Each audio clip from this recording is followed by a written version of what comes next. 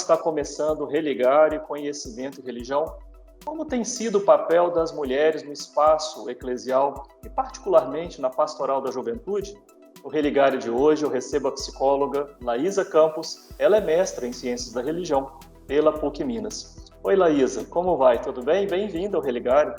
Olá Flávio, muito obrigada pelo convite, é um prazer estar aqui. E você, quer acompanhar o Religare, nosso programa, de qualquer lugar, a qualquer momento? Procure por Religare, Conhecimento e Religião no YouTube ou no Spotify. Compartilhe, curta, acompanhe o nosso programa.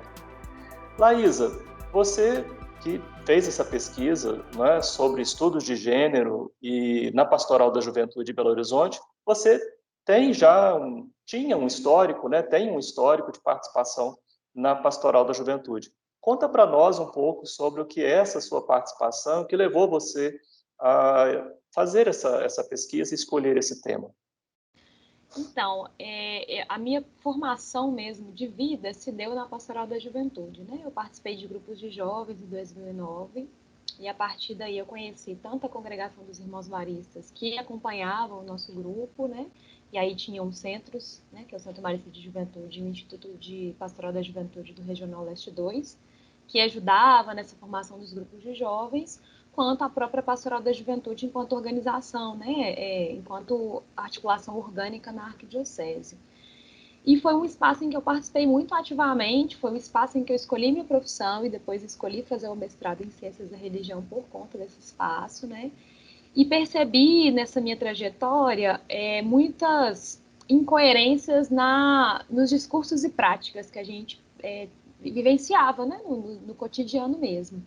Então, eu quis pesquisar de onde vinha isso, né? Por que a gente tinha essas incoerências, né? A gente tinha um discurso de libertação, um discurso de igualdade, um discurso de inclusão, mas na prática mesmo, cotidiana, muitas vezes a gente excluía, a gente não era libertador, né?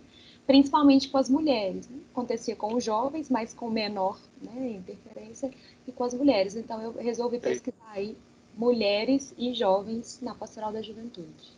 Agora, duas coisas interessantes. Então, até a opção por fazer o curso de psicologia, você fez psicologia na UFMG, né, também se deu por conta do espaço, né?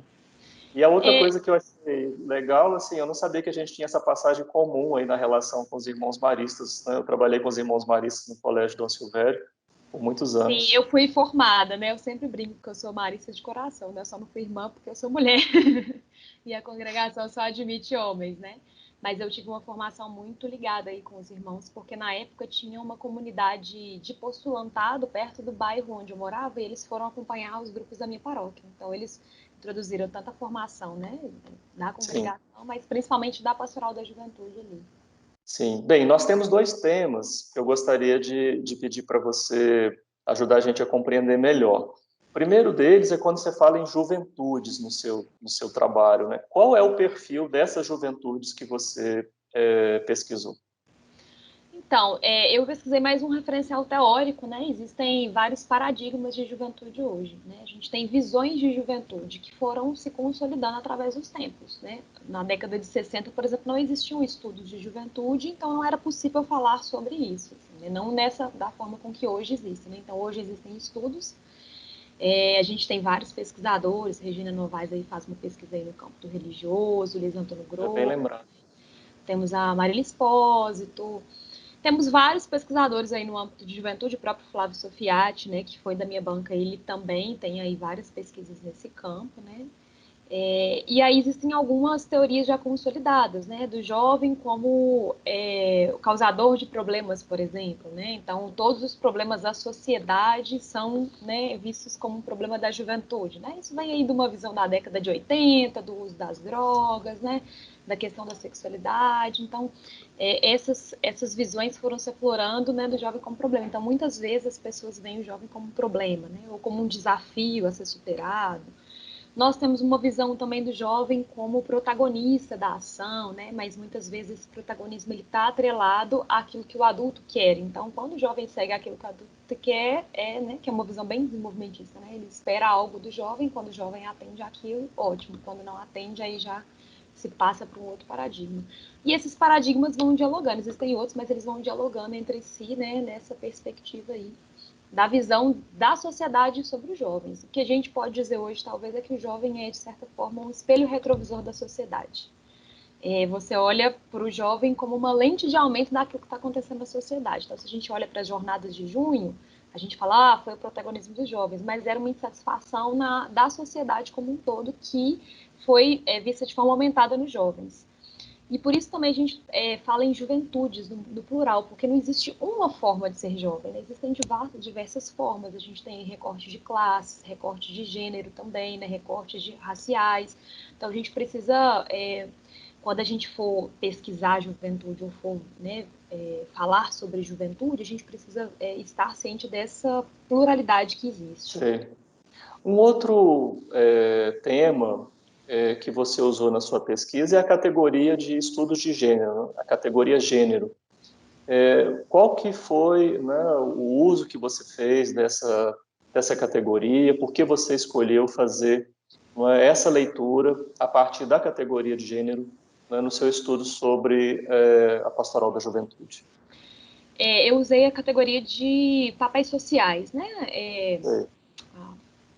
A ideia de papéis sociais, de que a sociedade está dividida em papéis sociais e que esses papéis são direcionados para homens e mulheres de diferentes formas. Então, a gente pode perceber isso muito facilmente no campo doméstico, né? O homem que vai trabalhar e a mulher que fica em casa. E por mais que a gente diga que isso já avançou, a gente percebe também que as profissões, por exemplo, hoje as mulheres podem trabalhar, antigamente elas não podiam trabalhar, né? Hoje elas podem trabalhar, elas estão no mercado de trabalho, mas se você olha numa instituição, numa empresa, as mulheres não estão nos lugares de decisão, não estão nos postos altos, né, de chefia.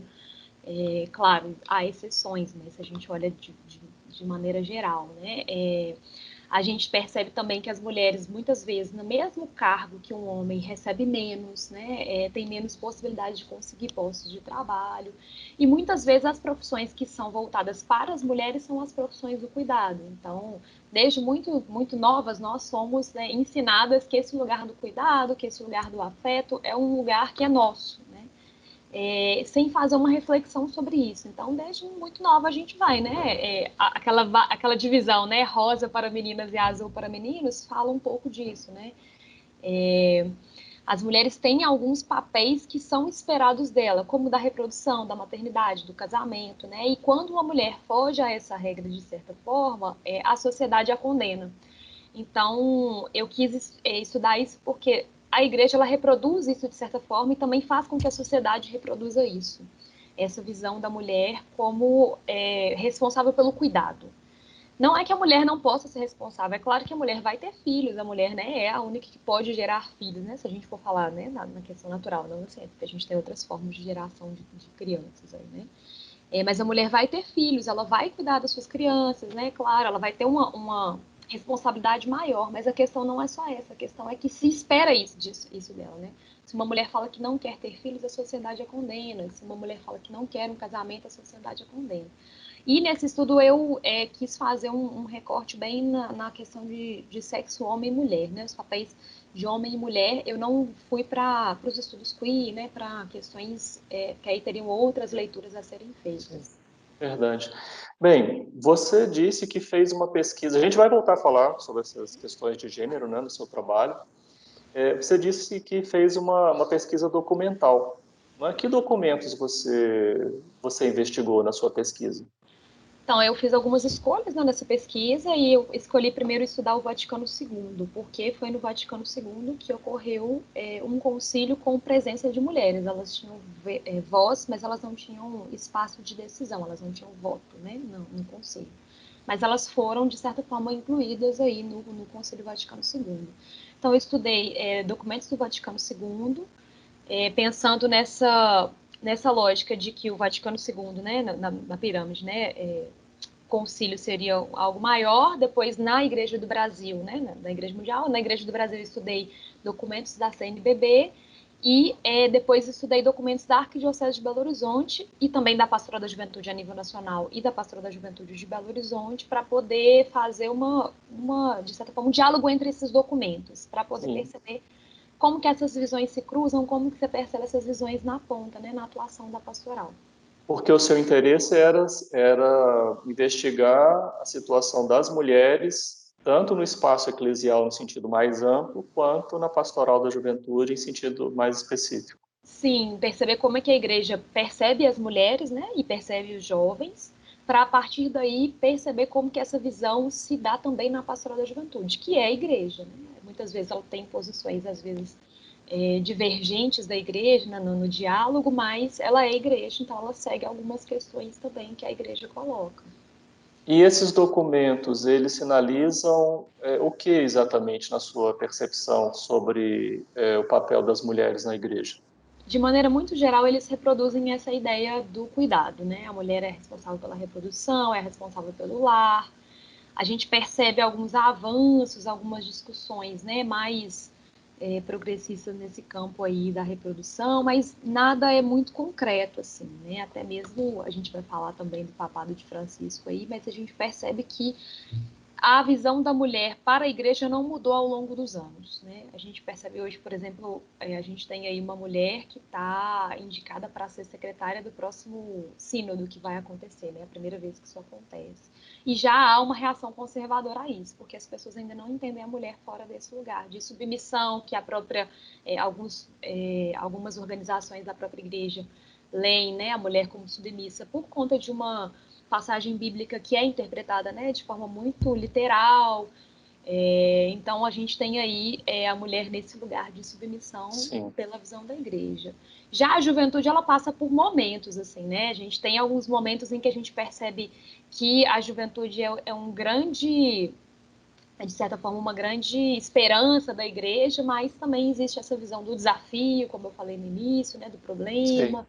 Né, existe um certo medo de trabalhar com a juventude, é o que eu percebo assim, nos documentos. Né? A gente tem que dar espaço, mas tem que cercear esse espaço. Né?